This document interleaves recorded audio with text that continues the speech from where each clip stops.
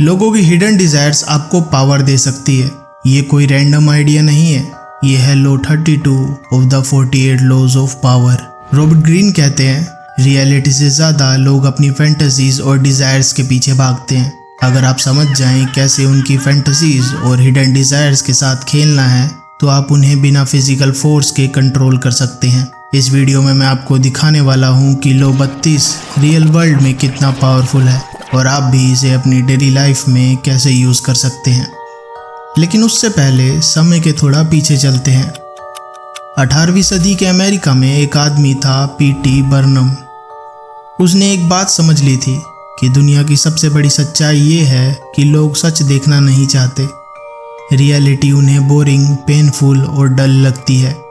उनके दिल में हमेशा एक छुपी हुई क्रेविंग होती है, कुछ मैजिकल देखने की, कुछ अलग, कुछ ऐसा जो उनकी इमेजिनेशन को और जगा दे। बर्नम ने इस हिडन डिज़ायर को समझ लिया और वही उसका हथियार बन गया। उसने अपने शो में फिजी मरमेड जैसे एग्जीबिशन रखे जो असल में एक बंदर के स्केलेटन को मछली की पूंछ के साथ जोड़कर बनाया गया था। हर एजुकेटेड आदमी जानता था कि ये असली नहीं हो सकता, लेकिन फिर भी भीड़ उमड़ कर उसे देखने आती थी क्योंकि लोग बिलीव करना चाहते थे कि शायद दुनिया में ऐसे भी क्रिएचर्स होते हैं। फिर उसने फ्रीक शोज बनाए जैसे बड़े दानव, बोने आदमी या फिर दाढ़ी मूंछ वाली लड़कियां, और ऐसे ही कई सारी परफॉर्मेंस जो इम्पॉसिबल लगती थी। लोग जानते थे कि शायद ये सब बढ़ा चढ़ा कर बताया जा रहा है, लेकिन उन्हें रियलिटी नहीं चाहिए थी। उन्हें चाहिए थी फैंटेसी की दुनिया जिसमें वे थोड़ी देर के लिए खुद को खोया हुआ महसूस कर सकें। बर्नम ओपनली कहता था the public prefer to be deceived, यानी लोग धोखा खाना चाहते हैं, और ये बात सच थी। उसने फैंटेसीज बेचकर अपना एक पूरा एम्पायर खड़ा कर लिया। लोग नाराज नहीं हुए बल्कि खुश थे क्योंकि उन्हें वही मिला जो वो दिल से चाहते थे, रियलिटी से एक एस्केप। पीटी बर्नम दुनिया का सबसे बड़ा शोमैन बन गया और उसकी लेगेसी आज भी सर्कस और शो बिजनेस के नाम से जिंदा है। उसने लॉ 32 को इतनी खूबसूरती से अप्लाई किया कि वो कभी एक्सपोज या पकड़ा नहीं गया, क्योंकि वो लोगों को वही देता था जो लोग सीक्रेटली चाहते थे, फैंटेसीज। यही है इस लॉ की ताकत। Truth is ugly, never appeal truth and reality unless you are prepared for the anger that comes with disenchantment. जितना तुम लोगों की फैंटेसीज को फीड करोगे उतना तुम पावरफुल बनोगे, और जितना तुम उन्हें सच्चाई दिखाओगे उतना वो तुमसे दूर होते जाएंगे। देखो, लॉ 32 सिर्फ हिस्ट्री में नहीं था, आज भी यूज़ हो रहा है और शायद तुम रोज़ देखते भी हो। आज का सबसे बड़ा एग्जाम्पल है लग्जरी ब्रांड्स। रियलिटी ये है कि एक सिंपल हैंडबैग 2-3 हज़ार रुपये में मिल जाता है, लेकिन लोग लुई विटॉन, गुच्ची या डियोर के लिए लाखों रुपए खर्च कर देते हैं। क्या उन बैग्स में कोई मैजिकल क्वालिटी होती है? नहीं, पर ये ब्रांड्स एक फैंटेसी बेचते हैं, सक्सेस की, स्टेटस की, एक्सक्लूसिविटी की। जब कोई बंदा लुई विटॉन का बैग उठाता है तो वो रियलिटी में सिर्फ एक बैग नहीं खरीद रहा, वो एक फैंटेसी खरीद रहा होता है कि वो एक एलीट क्लास का पार्ट है। इसी तरह एंटरटेनमेंट इंडस्ट्री में देखो, बॉलीवुड या हॉलीवुड के सेलिब्रिटीज़ अपना ग्लैमर और लाइफस्टाइल दिखाते हैं। लोग रियलिटी में जानते हैं कि उनका खुद का लाइफ उतना ग्लैमरस नहीं है, लेकिन उन फैंटेसीज को देखकर वो अट्रैक्ट होते हैं, उनके पीछे चल पड़ते हैं और उन्हीं से इन्फ्लुएंस होते हैं।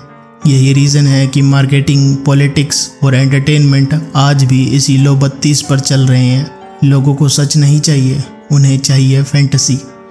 अब बात करते हैं तुम कैसे लॉ 32 को अपनी डेली लाइफ में यूज़ कर सकते हो ताकि तुम्हारा इन्फ्लुएंस बढ़ सके और लोग नेचुरली तुम्हारे आइडियाज़ के पीछे चल पड़ें। नंबर 1, सोशल मीडिया और पर्सनल ब्रांडिंग। आज के ज़माने में सोशल मीडिया हर किसी की लाइफ का इम्पोर्टेंट पार्ट है। अगर तुम सिर्फ अपनी नॉर्मल या बोरिंग डेली लाइफ पोस्ट करते हो तो लोग उतना एंगेज नहीं करेंगे, लेकिन अगर तुम अपना बेस्ट वर्जन या फैंटेसी दिखाते हो, जैसे महंगे ट्रैवल शॉट, अपनी अचीवमेंट्स, अपनी हॉबीज़ या अपना रिच लाइफस्टाइल, तो लोग नेचुरली अट्रैक्ट होंगे। ये एक तरह से उनकी फैंटेसीज़ को ट्रिगर करता है। वो सोचते हैं वाओ ये कितना परफेक्ट है, एक दिन मैं भी इसके जैसा बनूंगा। इससे आपके फॉलोवर्स का इंगेजमेंट और रिस्पेक्ट दोनों बढ़ती है। Number 2, influence. कॉलेज या स्कूल में अगर आपको कोई प्रोजेक्ट या आइडिया प्रपोज करना है तो सिर्फ बोरिंग फैक्ट और नंबर्स मत दिखाओ।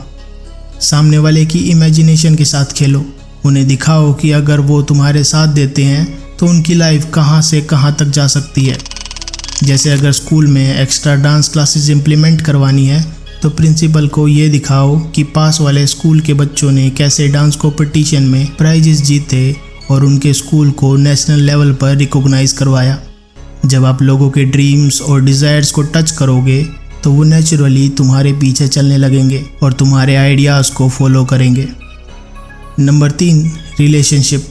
अपने पार्टनर या क्रश के साथ इंटरेक्शन में उन्हें फ्यूचर की रियलिटी नहीं, फैंटेसी दिखाओ, क्योंकि एक रिलेशनशिप की रियलिटी कितनी बुरी हो सकती है वो आप सब जानते हो। इसलिए उन्हें फैंटेसीज दिखाओ जैसे अक्सर बॉलीवुड फिल्मों में होता है। बस अपनी तरफ से इतना कहना चाहता हूँ कि प्यार करूंगा तुमसे, खुश रखूंगा, सुख दुख में साथ दूंगा। ऐसे सिनेरियोज लोगों को एक्साइटेड करते हैं और इमोशनल बॉन्ड स्ट्रॉन्ग करते हैं क्योंकि आप उनके इमेजिनेशन और डिज़ायर्स के साथ कनेक्ट करते हो। Number 4, self motivation. अपनी पर्सनल ग्रोथ में भी फैंटेसीज का यूज़ करो। आपने मैनिफेस्टेशन का नाम सुना होगा, वो यही है। अगर आप अपने गोल के बाद की रियलिटी देखोगे तो कभी पहला स्टेप नहीं ले पाओगे। इसलिए लोग कहते हैं मैनिफेस्ट करो, यानी सक्सेसफुल होने के बाद वाली लाइफ को फील करो। पैसा, गाड़ी, फेम, पीस, पुशेस, ये सारी फैंटेसीज ही तुम्हें मोटिवेट करेंगी क्योंकि हमारा दिमाग रियलिटी से बचना चाहता है और अगर हम उसे फैंटेसी दिखाएं तो वो ज़्यादा मोटिवेटेड और एनर्जेटिक हो जाता है किसी भी काम को करने के लिए। यही है लो 32 का मैजिक। जब आप लोगों की फैंटेसीज, डिज़ायर्स और इमेजिनेशन के साथ खेलते हो तो वो नेचुरली आपके इन्फ्लुएंस में आ जाते हैं, आपके आइडियाज़ को फॉलो करने लगते हैं। यहाँ तक कि हमारा खुद का दिमाग भी डिज़ायर्स और फैंटेसीज की वजह से ही काम करता है। मैं खुद ये वीडियो इसलिए बना रहा हूँ क्योंकि मेरा एक डिज़ायर है इस चैनल को साइकोलॉजी निच में इंडिया का सबसे बड़ा चैनल बनाना। अगर मैं, आप, हम सब लोग फैंटेसीज और डिज़ायर्स को इग्नोर कर दें तो ये दुनिया ख़त्म हो जाएगी क्योंकि रियलिटी के लिए कोई भी इंसान काम नहीं करना चाहता क्योंकि इस दुनिया की रियलिटी सिर्फ मौत है। इसलिए रॉबर्ट ग्रीन कहते हैं, play to people fantasies. I hope ये वीडियो आपको इन्फॉर्मेटिव लगी हो। नेक्स्ट वीडियो के लिए मैंने ये 4 टॉपिक सेलेक्ट किए हैं। अब तुम बताओ तुम्हें इनमें से कौन सा देखना है। जो मकान है तुम्हारे पास उससे मन राजी नहीं, बड़ा मकान चाहिए। जिसके पास बड़ा है उसका बड़े से राजी नहीं, उसे और बड़ा चाहिए। और इतना बड़ा मकान कभी हुआ ही नहीं जिससे कोई राजी हुआ हो। नाराज रहना हमारा स्वभाव हो गया।